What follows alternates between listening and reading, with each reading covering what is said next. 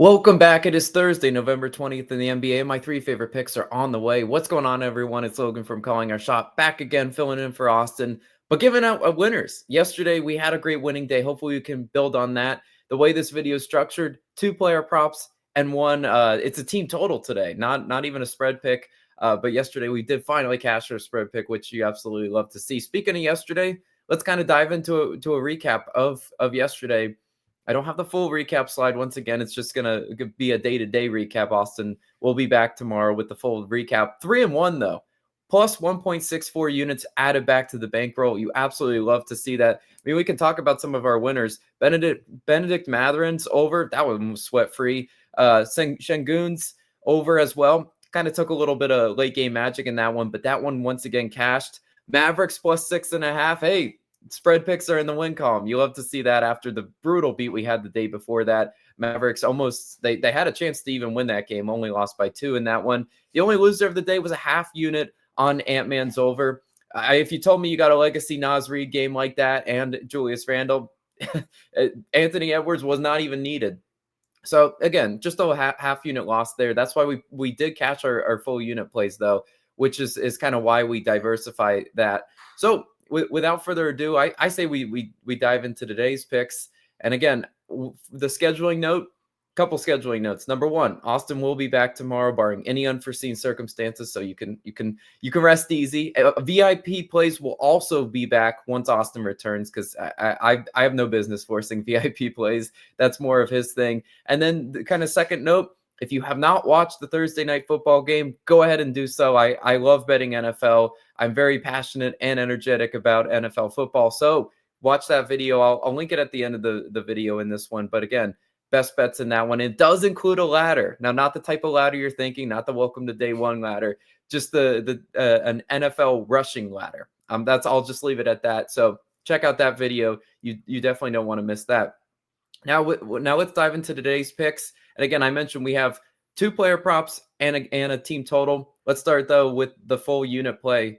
It's going to be a guy you may have heard of, the Beard, James Harden, under 8.5 assists, minus 120 odds on DraftKings is your best value. Again, playing this one for a full unit. We're fading Harden's assists in a tough matchup on the road in Orlando.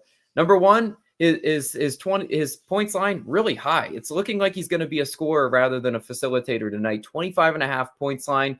The books expect him to be a scorer, as do I. I think they're going to need his offense tonight. I don't think he's just going to be able to get assist opportunities like that. This is a tough matchup for him, and the hit rate is not that great on this pick. I mean, if you look at the hit rate, it's only over in 6 of 13 games played. That's less than 50% hit rate. His last 3 matchups versus Orlando, 4 assists.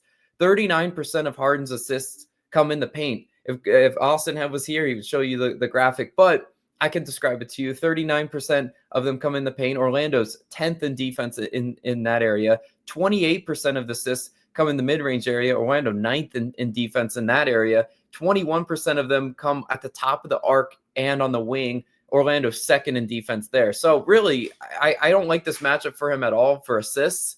Again, if he wants to turn into a scorer tonight, totally fine with that. We can live with that actually, because we're just taking assists. 9 assists on the road in an unfavorable matchup.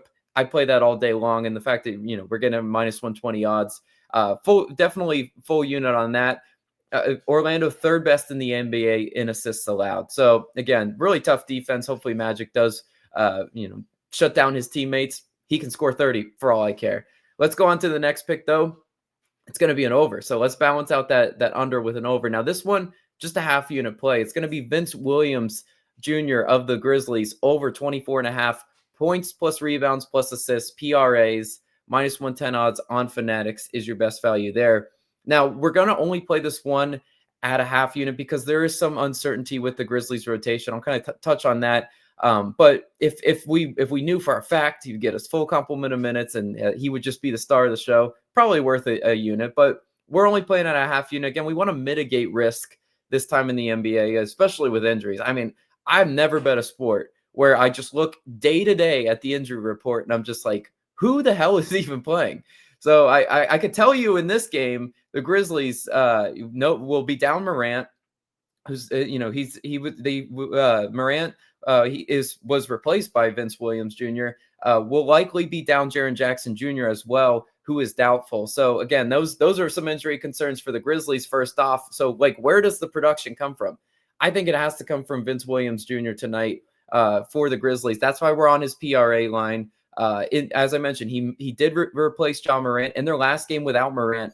Vince had 14 points, 13 field goal attempts, 9 rebounds, 9 assists. So filling up the stat sheet pretty well there. In that game, he was second on the team in drives and should be a big factor against the bad Kings defense. So it's a good matchup for him to once again fill up the stat sheet. Sacramento fails to stop points in the paint. They're 30th. That's dead last in the NBA, and struggles at defending pick and roll ball handlers. Once again, Vince Williams should be able to capitalize on that. The only reason this isn't a full unit play is because if someone off the bench gets hot, Vince Williams could see a little bit of dip in minutes.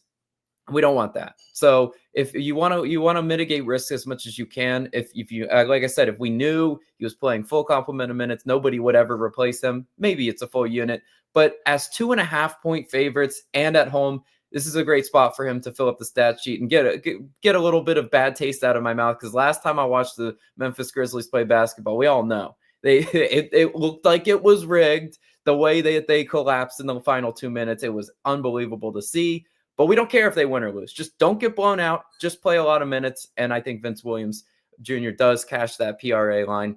Love that as the second player prop of the day. I mentioned cash the spread pick yesterday. Once again, I have one today, but it's not a spread. It's going to be a team total. It's going to be the Atlanta Hawks team total over 115.5.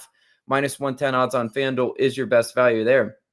Now, what we need to cash this bet, again, if you're like, Logan, I hear you, but I just want to take the Hawks to win outright. Sure, you can do that, but there's a world we live in which the Hawks could score 116 and still lose. I mean, that happens all the time. Again, when I'm betting spreads and totals, I didn't really love any of the spreads or totals tonight. But if you isolate variables and we can bet a team total in this spot, I do like the Hawks to be able to score 116 plus. That's what we need to cash this bet. I don't even care if they win the game. If the game is priced as a pick 'em, though, for what it's worth, and they are playing the San Antonio Spurs, we have a chance to get a little bit of revenge, because last time I saw that Spurs court, I have PTSD already, which I haven't even been betting spreads that long on this channel, and I already have PTSD, so do with that what you want. But on the road, the Hawks are averaging 120 points per game, really solid. Have hit this over in 3 straight road games, so the hit rate is there. I feel confident in this road offense, because some teams, they're abysmal on the road and they only shoot well at home. Tonight, they go back to the scene of the crime in San Antonio, take on a banged up Spurs team. Once again, the Spurs are out Wemby and should be out Castle as well. The Hawks are second in field goal percentage on the road, and Atlanta averages 18 fast break points per game. That's 4th best in the NBA, something the Grizzlies only scored 4 points off of in that matchup, where I tried to take them against the banged up Spurs team. I liked the matchup, didn't work out. They really did not capitalize on any fast break points, and I understand the Spurs are good defensively in the fast break, but again, Atlanta's pretty elite in the fast break. They're going to be able to challenge San Antonio's defense as well. And Atlanta also, something that I really like about this matchup, they're 8th in points in the paint per game. That's big, because without Wemby, that's a lot of paint defense that you're missing. Because again, Luke Cornett, not the defender that Wemby is. Anybody off the bench, even for that Spurs team, not the defender that Wembanyama is. Paint scoring will get a lot easier for this Hawks team, and I think they actually make the Spurs pay for not having Wemby. Hawks are first in fourth quarter scoring on the road, averaging 31 points in the fourth quarter. Now, why do I bring that up? I feel like with a lot of time with my spread picks, it's like the teams start out really hot and then they just completely fizzle out in the fourth quarter. I mean, look at that Grizzlies game. They were battling. They were even leading in with 3 minutes to go, and then poof, just exploded. I like a team that can finish strong, and that's what the Hawks have been doing on the road. That's why they've been cashing these team totals with ease, because they haven't let their foot off the gas. They have that extra juice required in the fourth quarter to really close out games. And then this one, I think that's going to be very important against a Spurs team that is very scrappy defensively. They're an elite defensive team, but I still think the Hawks match up really well against them. And the last point of note, again, I mentioned injuries. This whole league, I swear, is just injury related. But the Hawks might get Porzingis back. And if he does play in this one, that would be huge. That would be a huge boost to this Atlanta offense and to this matchup, because if you add more size into this Hawks rotation, especially with, again, the Spurs missing Wembanyama, I would love that for them to be able to hopefully score more points in the paint, rebound a little bit easier, and get more possessions that way. So I'm not banking on Porzingis being back, but he could come back, and that would be a pleasant surprise for this Hawks team. But again, I think they have all the pieces to be able to hit that team total themselves, and I don't think the Spurs are going to really stand in the way of them tonight. So that will do it for the picks. Let's do a quick little mini recap as we always do. We had Harden's under 8.5 assists, playing a full unit on that one.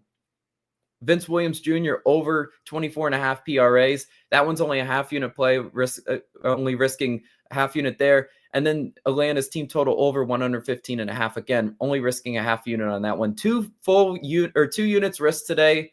I would love a little 3-0 sweep for Austin to come back to. Again, he should be all things considered, he should be returning back to those NBA videos tomorrow. I really enjoyed my time betting with you guys, and just kind of filling in as the short backup quarterback.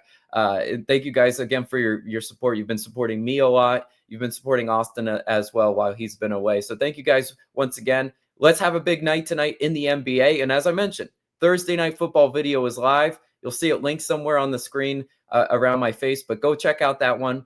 I want to win a ton of units tonight between the NBA and the NFL. This has been Logan. I'll catch you on the next one. Peace out.